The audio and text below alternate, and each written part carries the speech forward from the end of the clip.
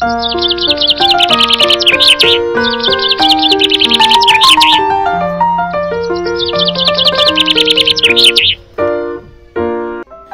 সকাল আমার প্রিয় বন্ধুরা, সবাই কেমন আছো?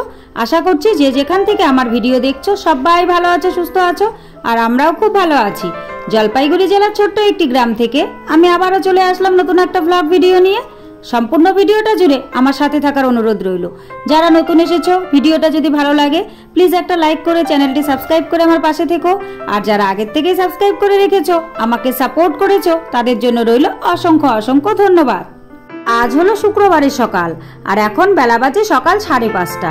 আর এখন থেকে আমি তোমাদের সবাইকে সাথে নিয়ে আজকের ব্লগটি শুরু করে দিয়েছি। আই হোপ কি আজকের ব্লগটি তোমাদের ভালো লাগবে। তো বন্ধুরা দেখো, সকাল সকাল ঘুম থেকে উঠে কিন্তু আমি কাজে লেগে পড়েছি। আর সকালবেলায় ঘুম থেকে উঠে আগে আমি সদর দরজাটাকে খুলে দিলাম। খুলে দিয়ে তারপর বস্তাগুলোকে সব রোদ্দুরে মেলে দিলাম। মেলে দিয়ে এবার ঘরগুলোকে ঝাড়ু দিয়ে নিচ্ছি। আর আজকে কিন্তু আমি ঘর আগে ঝাড়ু দিয়ে নিয়েছি। কেন বলো তো?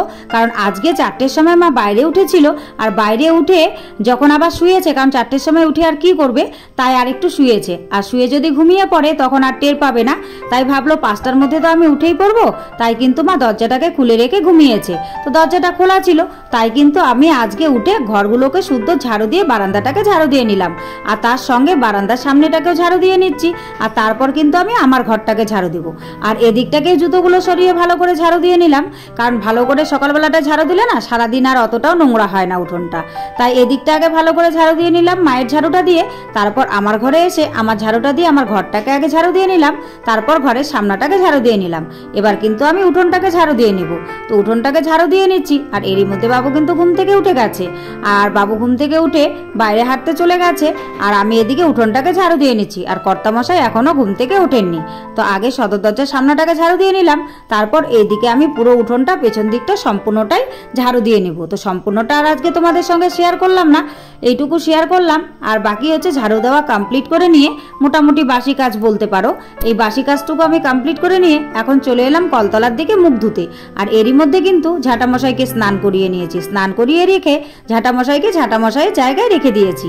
এবার আমি যেহেতু ব্রাশ করে মুখ ধুয়ে নেব, তো আজকে ব্রাশ করতে করতে একটু এদিকটাকে দেখছিলাম। আর কালকে রাত্রিরে একটু ছিটে ফোটা বৃষ্টি হয়েছিল, তাও কিন্তু মানে চারিদিকটা ছিটে ফোটা বৃষ্টি হয়েছে, তাই কিন্তু উঠোনটা তেমনভাবে ভেজেনি। তো যাই হোক বন্ধুরা, আমি হচ্ছে মুখ ধুয়ে ফ্রেশ ট্রেশ হয়ে বাসি নাইটি চেঞ্জ করে একদম চলে এলাম আবার রান্নাঘরের দিকে। আর এখনো কিন্তু মা মেয়ে ঘুম থেকে ওঠেনি। রান্নাঘরের দিকে এসে রান্নাঘরের তালাটাকে খুলে দিলাম। আর রান্নাঘরের তালাটাকে খুলে দিয়ে রান্নাঘরে ঢুকলাম। ঢুকে জানালা দরজাগুলো এবার খুলে দিচ্ছি। আর জানালাটা খুলে দিচ্ছি, দেখছি এই পাল্লার দিকে যে পাথরটা দেওয়া ছিল সেই পাথরটা পড়ে গেছে। আসলে একটা কাঠঠোকরা পাখি সেদিন তোমাদের দেখিয়েছিলাম না, উড়ে এসে বসে আর কাঠের মধ্যে ঠক ঠক ঠক ঠক আওয়াজ করে। তো কাঠঠোকরা পাখিটাই কোনো কারণবশত কিন্তু ওই জানলার ওই পাথরটাকে ফেলে দিয়েছে। তো তারপর আমি দরজাটাকে খুলে পাথর চাপা দিয়ে দিলাম। পাথর চাপা দিয়ে তালা চাবিটাকে ওখানে রেখে দিলাম। আর হচ্ছে কি বলতো বন্ধুরা, মায়ের ঘর থেকে মায়ের ওষুধের ঝুড়ি থেকে একটা আমি গ্যাসের ওষুধ নিয়ে এলাম, নিয়ে এসে খেয়ে নিচ্ছি। আর আজকে শরীরটা খুব খারাপ খারাপ লাগছে, মনে হচ্ছে গ্যাস গ্যাস হয়ে গেছে। কালকে রাতেও ঠিকমতো খাবার খেতে পারিনি, তাই কিন্তু সকাল সকাল মুখ ধুয়ে আগে ওষুধ খেয়ে নিলাম। ওষুধ খেয়ে আমি 1 বোতল জল খেয়ে নিলাম। খেয়ে নিয়ে যেহেতু এখনও কেউ ঘুম থেকে ওঠেনি, সবে কর্তামশাই উঠেছে, উঠে কিন্তু বাইরের দিকে গেছে, তো ফ্রেশ হতে অনেকটাই সময় লাগবে। তো ভাবলাম এই ফাঁকে কেননা আমি আমার বিছানাটাকে গুছিয়ে নিই, তাহলে কাজটা অনেকটাই এগিয়ে থাকবে। তাই কিন্তু বিছানাটাকে গুছিয়ে নিলাম। এবার গুছিয়ে নিয়ে বেরোচ্ছি, দেখি মা ঘুম থেকে উঠে গেছে। আর এখন ঘড়িতে বাজে দেখো 6টা 40। তো 6টা 40-এর মধ্যে কিন্তু আজকে মা ঘুম থেকে উঠে গেছে।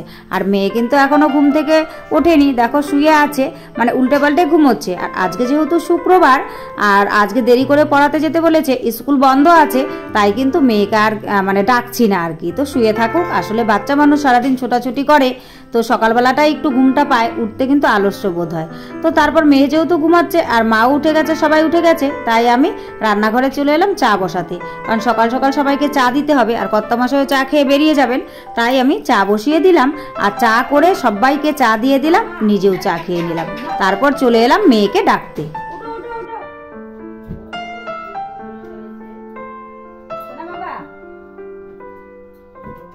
সোনা বাবা, এই যে সোনা বই ফোন করছে, তাড়াতাড়ি বলছে সোনুকে তাড়াতাড়ি করতে পাঠাও। সোনা এখনো উঠে নাই। আমি বললাম না তো, সোনা বাবা তো এখনো উঠে নাই।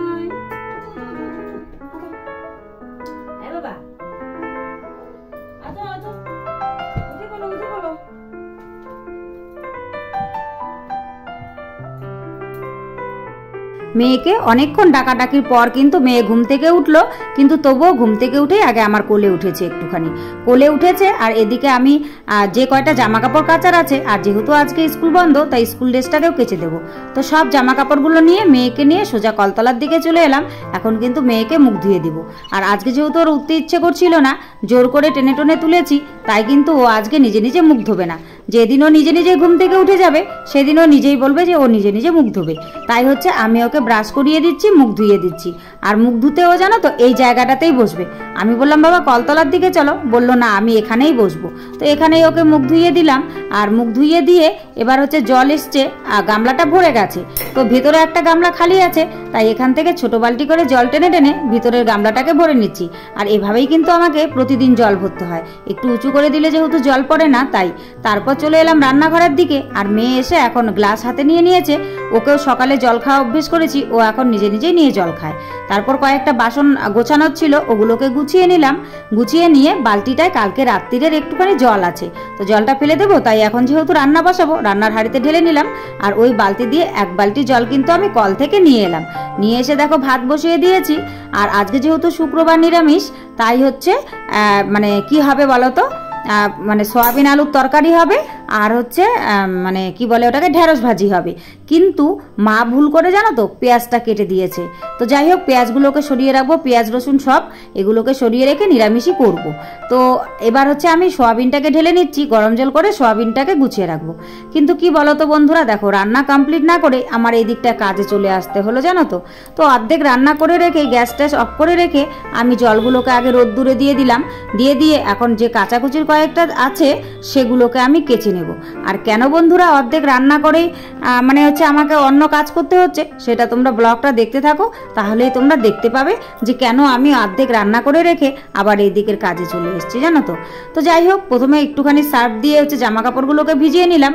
আর যেহেতু মেয়ের স্কুল ড্রেসটা একটু বেশি নোংরা হয়, বাচ্চা মানুষ, তাই কিন্তু ওগুলোকে সার্ফ দিয়ে শুধু কাচলে হবে না, ওগুলোকে সাবানও দিতে হবে।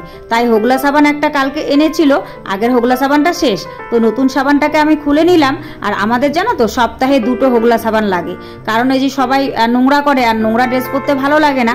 আর প্রতিদিনই ড্রেসের মধ্যে যতই আমি সার্ফ দিয়ে ভেজাই না কেন, মানে একটুখানি হোগলা সাবান না মাখলে যেন আমার ভালো লাগে না। তাই কিন্তু প্রতিটা জামা কাপড়েই আবার আমি সার্ফ দিয়ে ভেজানোর পরে হোগলা সাবান মেখে কেচে তারপর হচ্ছে ধুয়ে দিই। তো যাই হোক আমার জামা কাপড়গুলো সাবান মাখিয়ে কাচাকুচি কমপ্লিট করে ধুয়ে নিয়ে চলে এলাম আমি উঠোনের দিকে। এখন হচ্ছে আমি জামা কাপড়গুলোকে মেলে দেব। আর আজকে কিন্তু উঠোনেই মেলে দেবো জানো তো। কেন বলো তো বন্ধুরা, কারণ হচ্ছে আজকে আর রাস্তায় মেলবো না, যেহেতু প্রচণ্ড রোদ্দুর উঠেছে। আর এত রোদ্দুরে জামা কাপড়ের কালার নষ্ট হয়ে যায়, তাই মা বলেছে আজকে আর রাস্তায় মেলতে হবে না, বাড়িতেই মেলে দে, আস্তে ধীরে শুকুক। আর বেশি রোদ্দুরে যেহেতু কালার নষ্ট হয়ে যায়, মেয়ের ওই গেঞ্জি দুটো নতুন কিনেছি, কিন্তু জানো তো রোদ্দুরে মেলে দিতে দিতে এই 2-3 দিনেই কালার পুরো জ্বলে গেছে।